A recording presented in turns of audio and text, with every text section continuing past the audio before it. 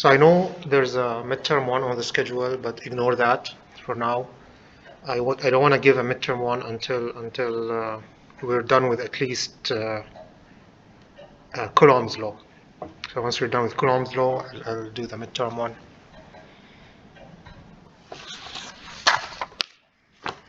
So we're gonna continue talking about for people at home and people here in the lecture hall. I see we have 8 people, okay. I'm gonna continue talking about vector calculus integration. So you're talking about vector, stupid keyboard, okay.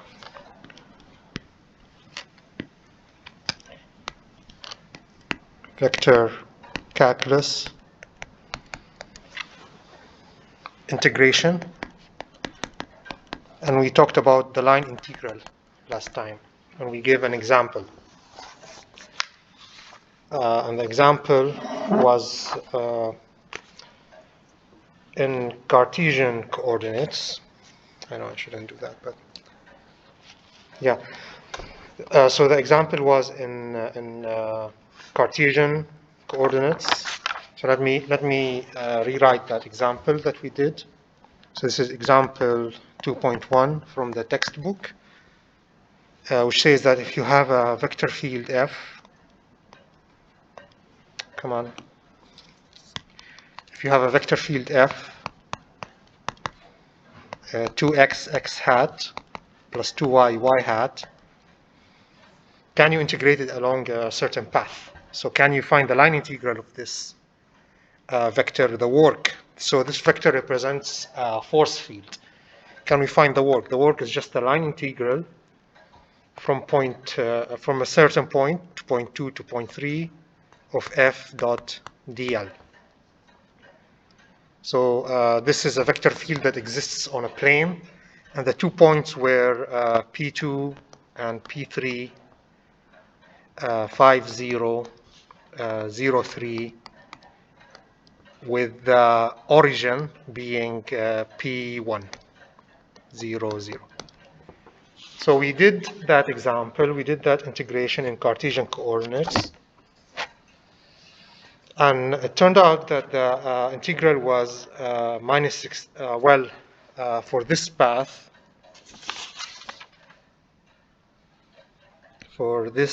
path, here, the integral was minus 16 joules.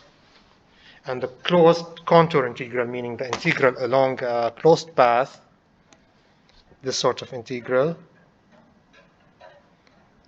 was 0. That does not necessarily mean that this is a conservative force. And the reason that doesn't mean it's a conservative force is because we need to show that this closed path integration is 0 along all possible paths. So if the path is something like this, it should still be 0. Okay.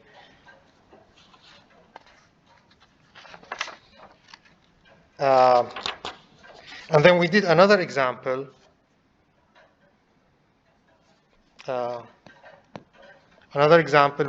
Which was where we integrated a different field, A equals xy x hat plus 3x squared plus y hat, and the path of integration in this case was the unit circle. And we kind of just to show how to do it, we selected to do this in Cartesian coordinates. So this is our path of integration, our curve.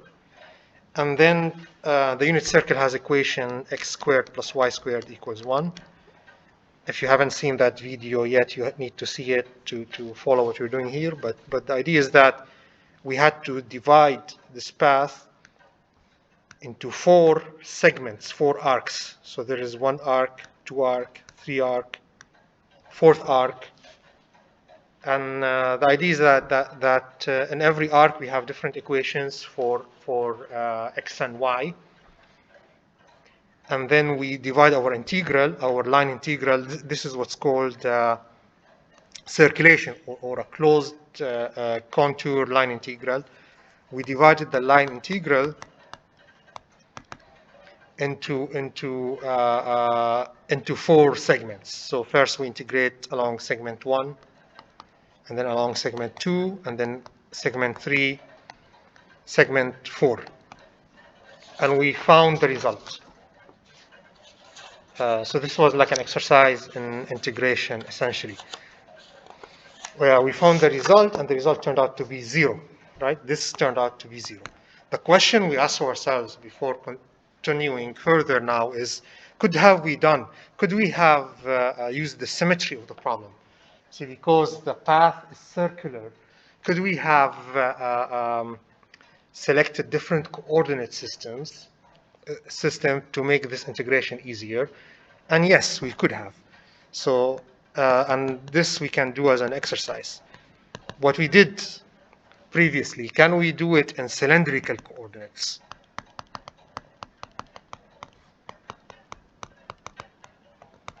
So we have to remember, when we talked about coordinate transformations, we said that remember when we drew that big diagram with all the coordinate transformations, so we said there is a transformation, special transformation M, that takes me from Cartesian to cylindrical. And because those are orthonormal bases, this transformation is linear, so I can represent it by a matrix.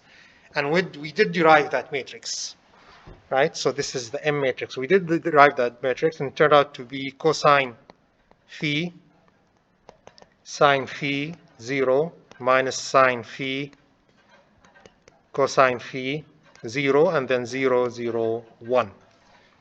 And something else, we also said that the transformation, this is a transformation from the Cartesian bases into the cylindrical bases, vectors. But we also said that the components, the vector components, also transform in the same manner.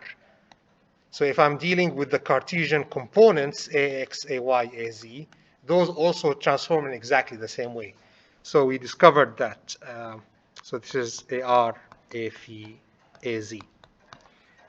Because we discovered that, we could write our A vector. So from the previous example, what is our A vector? Our A vector is x, y, x hat, plus 3, x squared, plus y, y hat.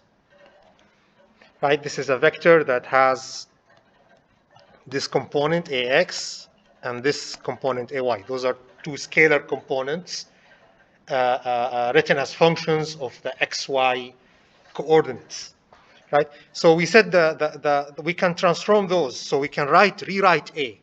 So we can rewrite A in cylindrical coordinates. Well, we have to find its r hat component and phi hat component. And we can directly write that because we know that it follows this transformation. What does this transformation do? Well, it takes the ax component, multiplies it by cosine. So I'm going to have xy cosine phi, right? And then it takes the ay component, multiplies it by sine phi. So what's the ay component here? It's 3x squared plus y sine phi, and that's it. This is the same vector A. This equals this. But now it's written in terms of the cylindrical basis. Right? And then the other transformation is going to be the ay times cosine minus ax times sine, right? So it's going to be 3x squared plus y cosine phi minus xy sine phi. Right? We could have transformed x hat, by the way, and y hat. I could have written x hat in terms of r hat, y hat, z hat, and written y hat in terms of r hat, phi hat, z hat, and then did some rearrangement and gotten the same thing. But I don't need to do that. Actually, it's done in the notes, just to show you how it's done. We don't need to do that because we know for a fact, we've proven that the scalar components of the vector transform in exactly the same way as the basis vectors. Okay, so we know that as a fact. So now we've rewritten A in terms of the cylindrical basis. It still has a mix in the component itself. It still has a mix of x, y, and phi and whatnot, but we can deal with it. So we want to integrate over the contour. So our contour is the unit circle. So what would be the differential path, differential element, segment, dl? dl in cylindrical coordinates is going to be simple, right? Remember, we said there's not going to be an dr component. There's not going to be a dz component. So it's just going to be r d phi. But r is 1 because this is the unit circle. This is the circle where the radius is 1. So this is going to be just d phi hat. Remember, because r is 1. So what we're trying to integrate is a dot dl. I can now apply the dot product. So phi hat dot r hat is 0 because those are orthonormal bases. Phi hat dot phi hat is 1. So A dot dl is just going to be simply 3x squared plus y cosine phi minus xy sine phi d phi. Right? We still have we're almost done, but we still have here a mix of cylindrical and Cartesian coordinates. We like to kind of stick to one coordinate system. So we have to remember the transfer. So there are two things. There is the transformation between the basis vectors and the scalar components. But even before that, there is the nonlinear transformations themselves between the coordinate systems. The x, y, z, and r, phi, z. We remember those equations. We had another diagram, and we derived all those. So remember that x equals r cosine phi, and y equals r sine phi. So I can plug those in instead of x and y, and I get a dot dl equals, 3x squared is just going to be 3r squared cosine square phi. Right? So it's going to be 3r squared cosine squared phi plus y is going to be r sine phi cosine phi. It's going to be a little bit algebra, but it's doable. And then x and y is going to be minus r squared sine cosine. There's another sine, so it's going to be sine squared cosine phi d phi. Right? But remember, we're working on the unit circle, so r equals 1. Right? Because r equals 1, we finally get a dot dl equals 3 cosine cubed phi, because there's a cosine going in here, plus sine phi cosine phi minus sine squared cosine phi. And now it becomes an integration problem. To find the circulation along the unit circle, we have to integrate from 0 to 2 pi. If phi goes from 0 to 2 pi, you traverse the unit circle. So it just becomes a problem of integration. I have to integrate this.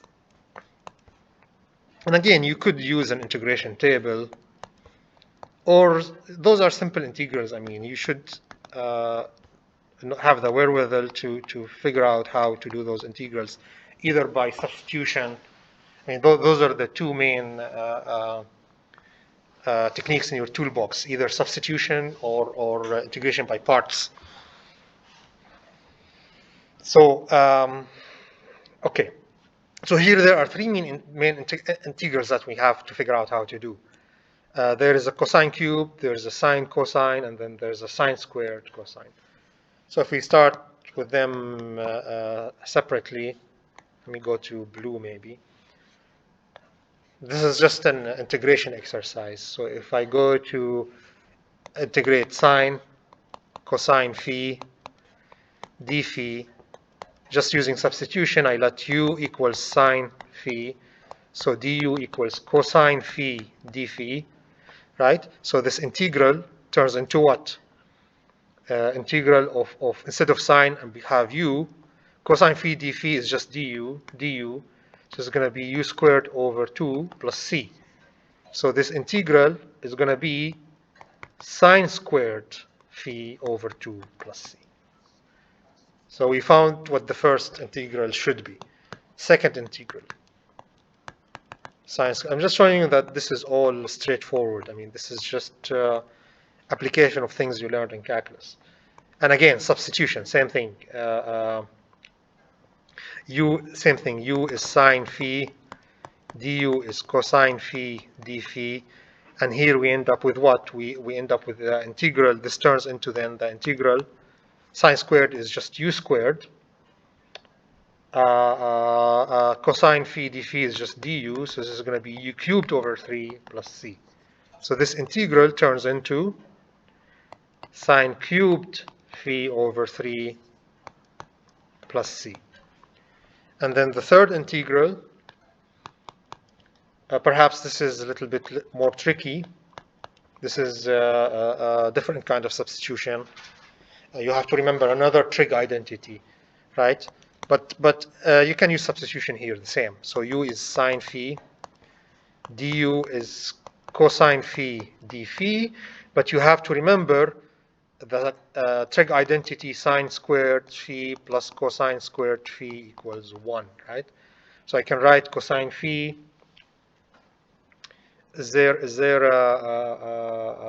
Oh yeah, so I can write this integral as, so this integral is going to be cosine cubed is cosine times cosine squared. I can write cosine squared as 1 minus sine squared phi, right? Times cosine phi d phi. That's what I did. I took the cosine squared and written it as 1 minus cosine squared, right? And then cosine phi d phi is just du, and this is integral 1 minus u squared du. So this equals u minus u cubed over 3 plus c. So there are tons of trigonometric integrals that you can do in this fashion. And the reason they simplify that way is because sine, when you differentiate sine, you get cosine, and then when you differentiate it again, you get sine again. Right? So they all simplify in this way. So cosine cubed is just going to be sine phi minus sine cubed phi over 3 plus c. So going back to what we were doing here, we're trying to integrate this. So doing the integration, so over the path a dot dl is going to equal 3 integral from 0 to pi cosine cubed phi d phi plus the integral from 0 to 2 pi sine phi cosine phi d phi minus the integral from 0 to 2 pi sine squared phi cosine phi d phi. Very boring, very mechanical, very calculus, but it's just calculus. That's the point. It's just an exercise in computation. What matters is the principles and applying them correctly. So we know cosine cubed is just going to be sine phi minus sine cubed phi over 3 from 0 to 2 pi. Sine 2 pi is 0, of course. Sine cubed 2 pi is 0. So this whole thing goes to 0. We don't care about it. Plus sine cosine is just going to be sine squared phi over 2 from 0 to 2 pi. Again, sine 2 pi is 0 and sine 0 is 0. This whole thing goes to 0. We don't care about it. Minus sine cubed phi over 2, 0 to 2 pi goes to 0. All because sine 2 pi and sine 0 is 0. So this whole thing goes to 0, really. I mean, clearly it goes to 0. Okay. I want to do an example where the whole thing does not go to 0. The whole thing goes, when you do a closed path, the whole thing goes to some value. bless you. If you have some field, and you integrate it along a closed path and it reaches a certain value, you get a certain value, this field for sure is not conservative, right? Because to prove that the field is not conservative, you only need one counterexample. Show only for one path it's not equal to 0, then that you're done. It's not conservative. Of course, to prove that it's conservative, that's more difficult. You have to show that it is true for all different possible paths. It's not possible to prove it exactly using integration. You have to use differentiation to prove that a field is conservative, and we will get to that. So let me do an example of a non-conservative field. Non-conservative field would be something like this.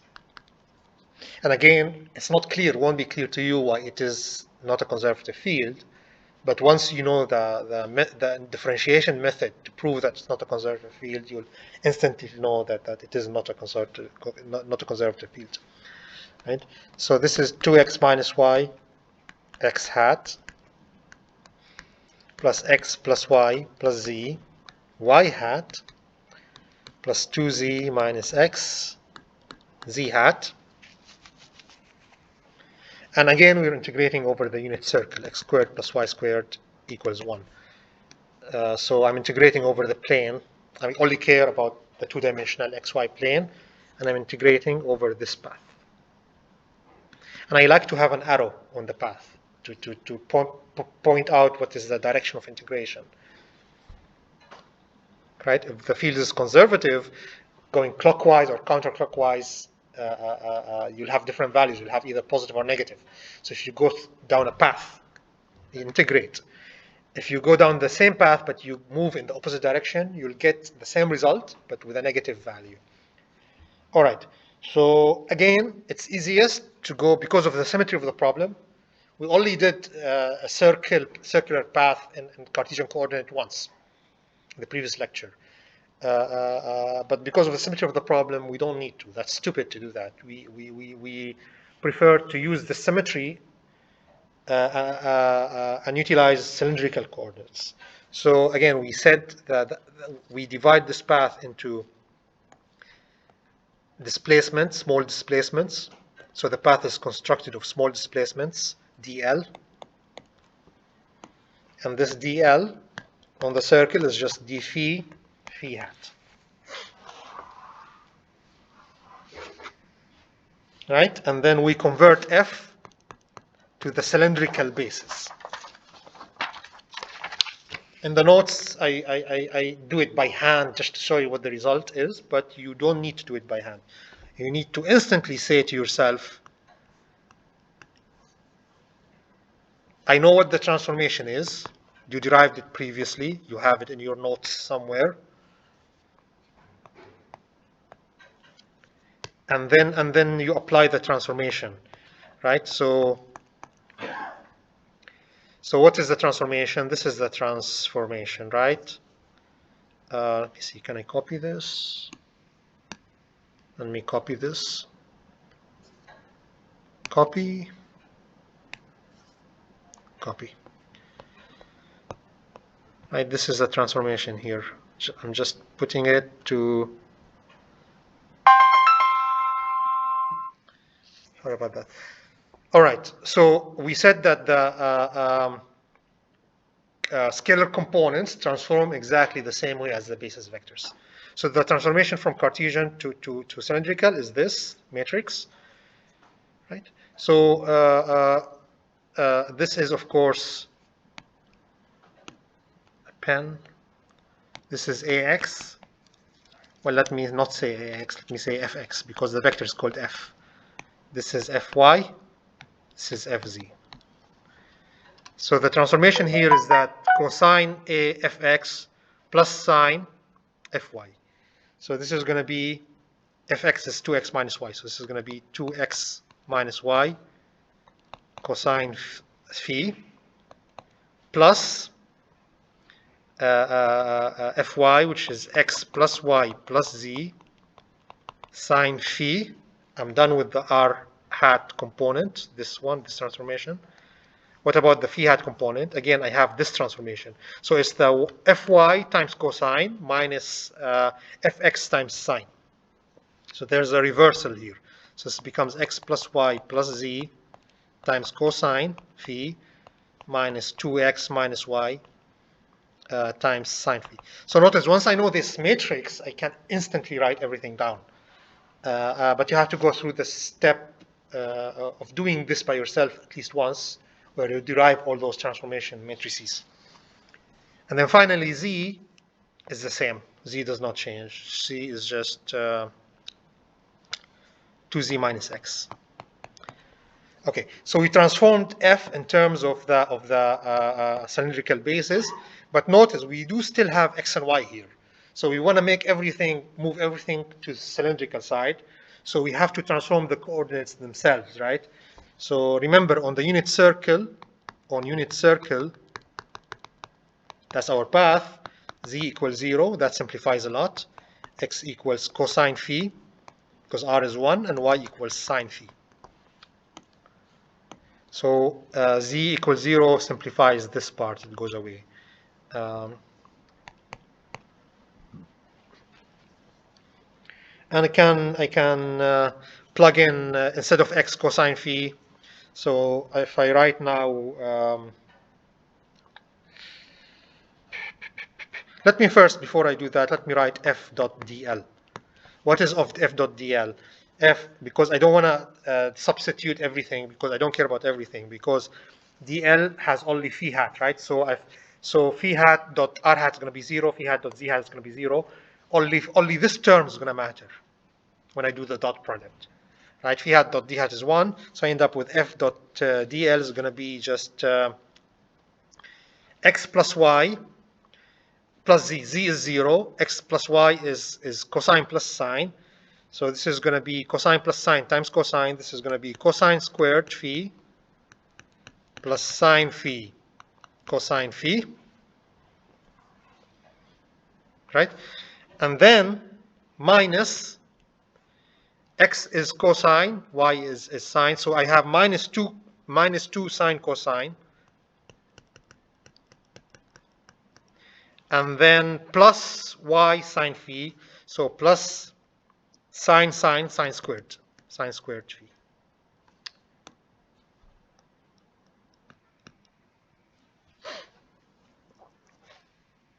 Okay, d phi. This whole thing, d phi.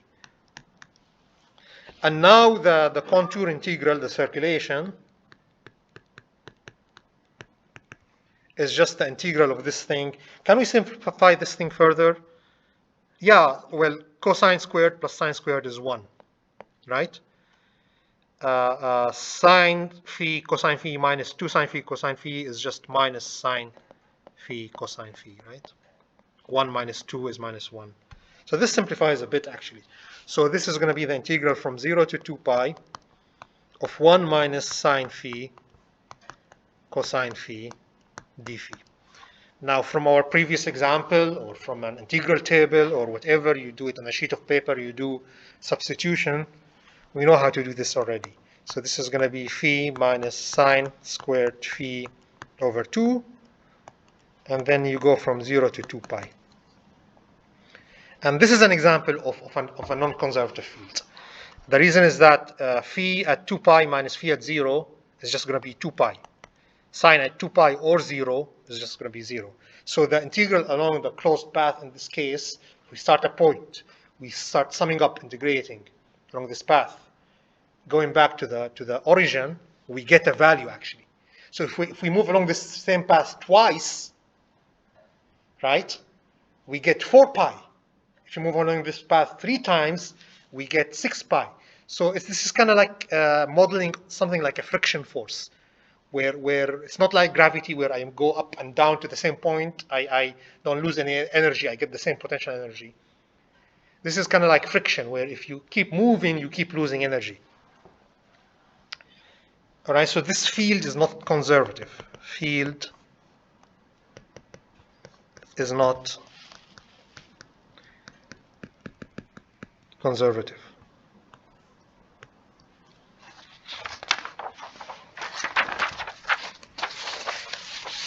All right, so this is as much as I want to do by example for the line integral.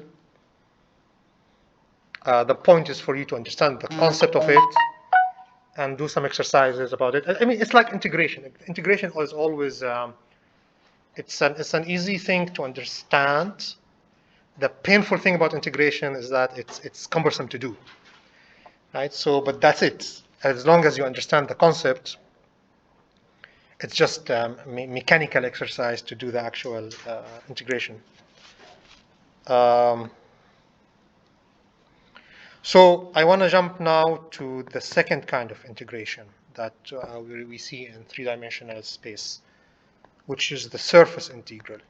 So I want to talk about surface integrals.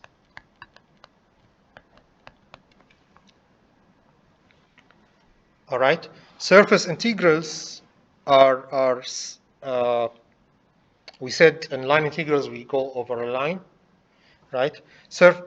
And line integrals are something that physically we could interpret as work. We're moving along the path and we're checking, we have a force field. Some field that we interpret as a force, and then we see what path of that force is within, is in the same path as our movement, and that that sums up the total work done by the system, or let's say a particle moving on that path. Right. Surface integral could be interpreted physically as something different. It could be interpreted as flow. Let's say I have a pipe, then I have water passing through the pipe. Surface integral would be interpreted as, if I know the speed of the water, how fast the water is flowing, the flow of the water, I can use something like surface integration to determine the total mass of water that's going through the path. So we would write it as something like this: Q, the result is scalar. And again, as I said, for line integrals, you could study different kind of, it's just a matter of summing up. That's what integration is. You have a domain, you have an interval, and you move along this interval, and you sum whatever you read along this interval. And then you get, so that you don't get an infinite sum, you have to multiply by a measure so that you get a finite result. So you're summing up an infinite number of things that are approaching zero. That somehow, although they're individually approaching zero, the infinite amount of them reaches some limit. So this is kind of like that tricky balance. So on the surface integral is just simply your interval now is a surface. So you have in 3D space, you have a surface, and then you're moving along the surface and you're sampling and summing. That's what the surface integral is. So kind of like the line integral, the input could be a scalar. It could be a scalar field in space, and you're summing it on a surface, and you get a scalar. It could be a vector. You could be summing a vector. So you're moving at every point in space, taking a vector, and then taking the vector sum, summing all those vectors together, and the result is going to be a vector. Just like the line integral, those two kinds of integrals are not the ones that we are interested in per se. They do have their place in terms of I mean, you could integrate us. What example is where it does make sense to integrate a scalar function in space? What could be a scalar function in space? A charge distribution, a mass distribution. Let's say you could have a mass distribution in space, and then you integrate a mass density distribution, and then you integrate that mass density distribution to get the total mass, right? So that's a kind of surface integral that we might see. For a line integral, the one that makes the biggest physical sense is the work integral, right? And we said the other kinds where we're integrating a scalar field doesn't make a lot of sense typically. Well, it does make sense in some places if you have a problem where you have some mass distributed on a line, mass density distributed on a line, and you want to find the total charge mass of the line. If you have a charge density distributed on a line, and then you want to find the total charge of that line. So those kind of integrals make sense, but the really key kind of integral that we really care about the most, that's analogous to the work integral for a surface, is what's called the flow integral. It's the kind of problem where we have a flow field, we have a vector field that represents a flow, and we're trying to figure out how much is flowing through a surface. So that kind of integral that we're going to concentrate on, because the other kind of integrals are trivial. I mean, you just, when we study charge distributions, we'll do some of that. But the one we want to focus on now is this kind of integral. So we're integrating over a surface. S means surface, and it's A dot ds.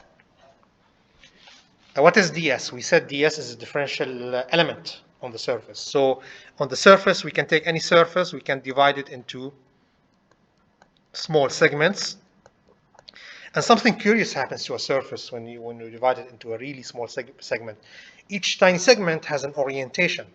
While the surface, let's say this paper might be crinkled, or whatever, doesn't have a unique orientation. But if you take a really tiny subsection of it, interval of it, it has a clear orientation. The surface clearly points somewhere.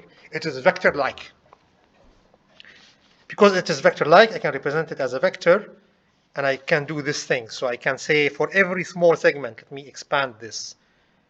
So I expand this thing, right? This is a tiny surface. It has an orientation, ds. I have a field, which represents, let's say, a flow. It's a flow field. And then I want to find the component of f that is in the direction of ds. So this is f in direction of ds. Let's call it f ds. So when I find this component, I can dot it with ds. Well, the dot product gives me that component, and that tells me how much is flowing through the surface. If f is perpendicular to ds, what's the dot product? 0, right? That means nothing is flowing through a surface. If I have a surface and the flow is perpendicular to the surface, nothing is flowing through the surface. Once the angle gets to 90 degrees, you have maximal flow through the surface. Okay. So this is a sort of integral that we're interested in. And an analogy here to what we did for the line integral, the surface doesn't have to be open. The surface could be closed. It could be a closed surface like this. So in this case, we will write it down as like this. We have the small circle to specify a closed surface. Like, for example, the shell of a sphere, for example. Spherical shell, for example. A dot ds. So this is what's called closed surface integration.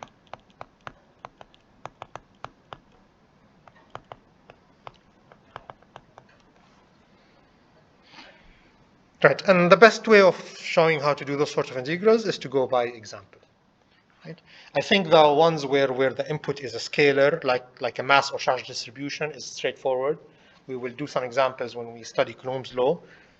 But this could be a little bit more tricky, so let's see how we can do this. So, example. There's nothing new here. It's exactly like the line integral, but now it's two-dimensional. So let's say someone gives you a field, A, in Cartesian coordinates, using the Cartesian basis. So A is going to be 2xz x hat plus 2z x y hat minus yz z hat. Okay? And then the surface, this could be a flow field, just a general field, a vector field. And I'm telling you, hey, let me, how much, if this represents a flow field, how much is flowing out of the unit cube? So I want to define a surface that is defined as x being from 0 to 1. Right, so this, and then y going from 0 to 1. Right, so it's the as best as I can draw a cube. I swear I forgot how to draw a cube. So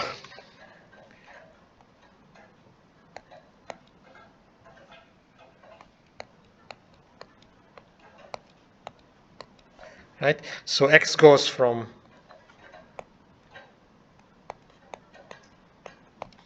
and then y is larger than 0, less than 1, and then z is larger than 0, less than 1.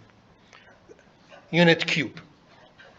How many surfaces does a unit cube have? It has 6 surfaces. 1, 2, 3, 4, 5, 6. Front, back, right, left, up, down.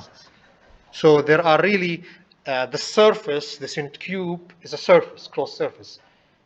When you integrate anything, you can always subdivide the interval into subintervals. So it will make it really easy for us to integrate this if we subdivide the interval into six. So we have the 6 faces of the cube. So for each face, it's called face 1, ds1. This is the face that is in the x hat direction, where the x hat is perpendicular to the surface. So this is going to be x hat dy dz. Remember when we talked about the surface differential element?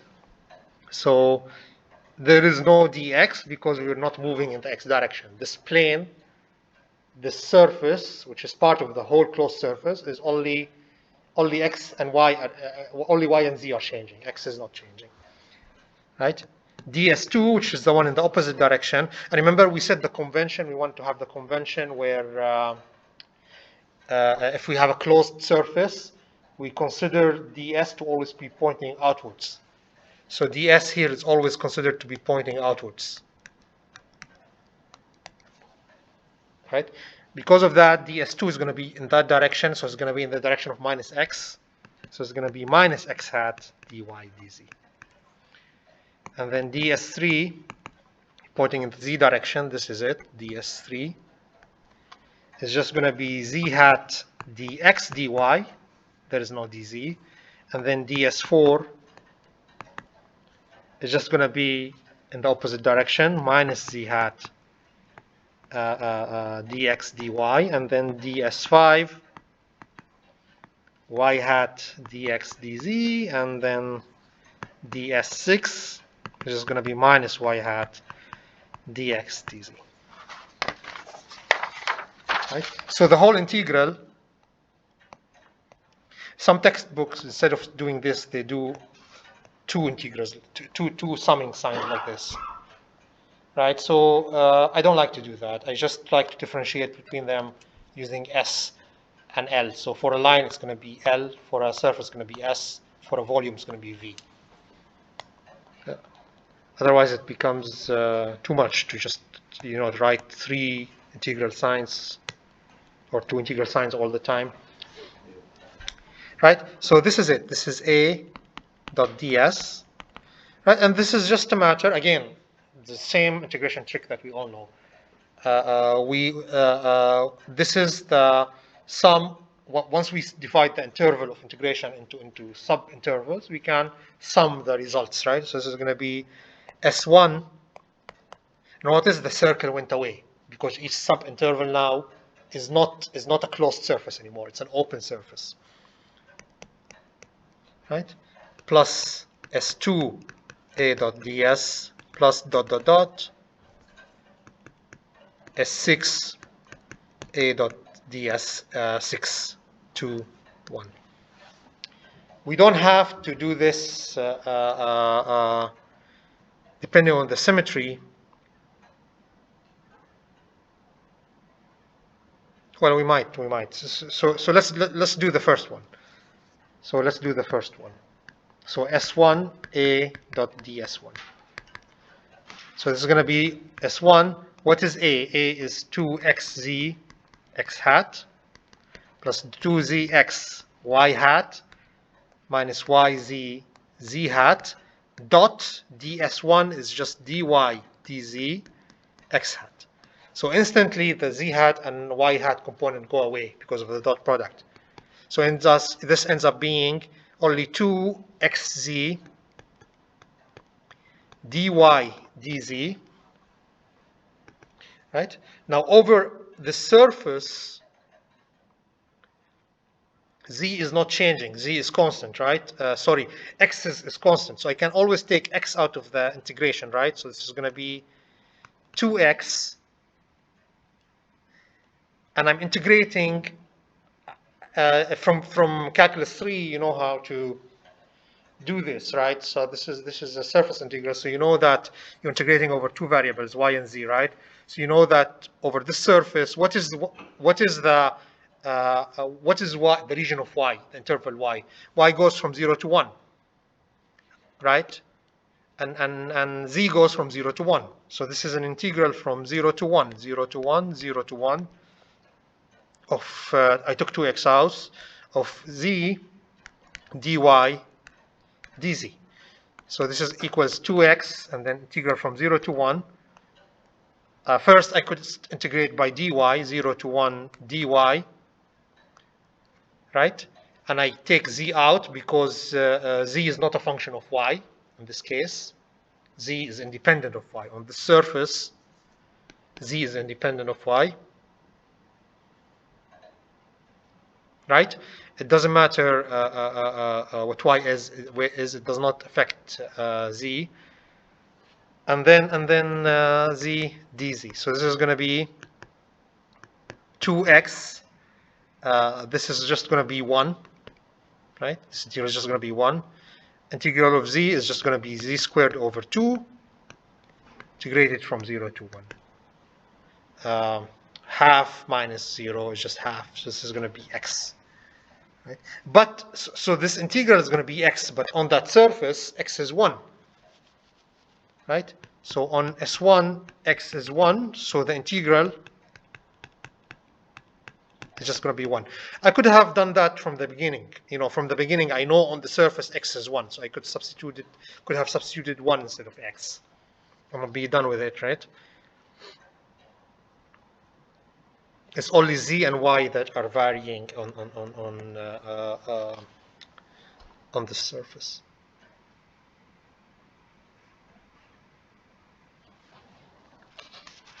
All right, so this integral turns out to be 1. If you do the other one, S2, in the same manner,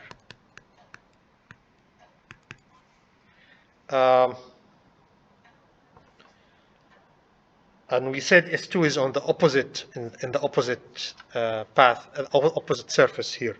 So in that path, x is what? X is 0, right? So x goes away. So instantly I know that this is going to be 0, right? So it's going to be the same thing, right? With a negative sign. But on this back plane here, x is 0. So the whole thing is going to be 0. So you can go and pick at those one by one.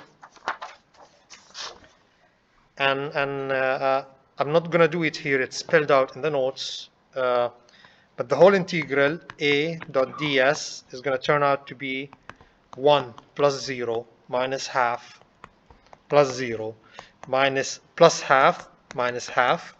So this is 6. 1, 2, 3, 4, 5, 6 for each surface. So minus half plus half cancels out. 1 minus half is half, so the result is going to be half. So this is the amount of flow coming out of that cube. I want to do now another example.